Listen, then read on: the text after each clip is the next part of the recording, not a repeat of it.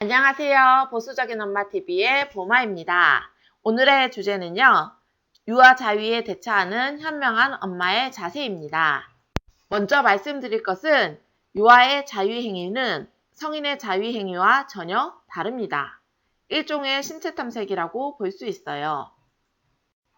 그러나 아이가 자위하는 것을 보게 된 부모들은 어른의 관점에서 유아의 자위 행위를 받아들여 당황해하거나 회피하거나 화를 내기도 합니다. 그럼 현명한 엄마들은 유아 자위에 어떻게 대처할까요? 먼저 유아가 자위를 하게 되는 이유에 대해서 알아보도록 할게요. 첫 번째, 신체를 탐색하다가 우연히 쾌감을 느끼게 되는 경우. 여기는 눈, 여기는 코, 여기는 입. 이건 뭐지? 두 번째, 심심하거나 심리적으로 불안감을 느낄 때 그러한 감정을 해소하기 위한 경우. 심심해, 뭐하고 놀지? 세 번째, TV, 인터넷, 책 등 미디어를 통해 성행위를 보고 모방하는 경우. 신기한데? 나도 따라해볼까? 헤헷! 네 번째, 영아기에 부모가 너무 자주 씻어주어 성장하면서 자극이 쾌감으로 느껴지는 경우. 아가 쉬했어? 쉬해도 씻어야지. 그래야 깨끗한 거야. 다섯 번째, 성기에 염증이 있어서 긁기 시작한 것이 습관이 된 경우. 염증 때문에 자꾸 간지러워요. 여섯 번째, 계단 난간이나 미끄럼을 타거나 자전거 등을 타면서 성기가 자극된 경우. 이야, 신난다! 일곱 번째, 꽉 끼는 바지를 입어서 성기에 압박이 되고 자극이 된 경우. 오늘따라 바지가 너무 꽉 끼는 느낌이네. 여덟 번째, 성폭행을 당한 경우. 무섭고 힘들어요. 이러한 여러 가지 이유들로 유아는 자위를 하게 되는데요. 이제 유아 자위에 대처하는 현명한 엄마의 자세 알아보도록 할게요. 일단 예방이 중요하겠죠?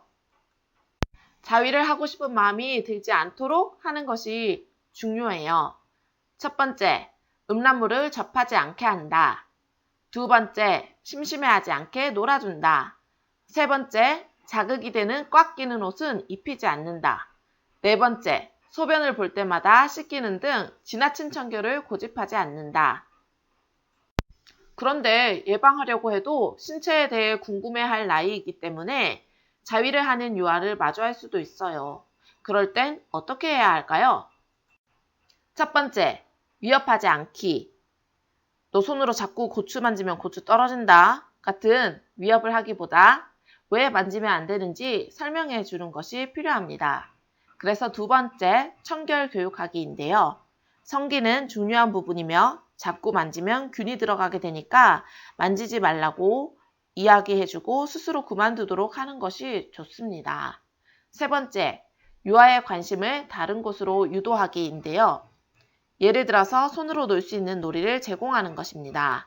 차르기나 색종이 접기 등을 하면 유아들이 손을 이용하여 놀이를 하기 때문에 자위를 하지 않게 되겠죠. 네 번째, 성폭행이 원인일 경우에는 가장 먼저 유아를 안심시키는 것이 중요합니다. 너가 잘못한 일이 아니라고 꼭 이야기해주고 전문가와 상담을 해야 합니다. 다섯 번째, 강박증처럼 느껴지는 경우에도 전문가와의 상담이 필요한데요.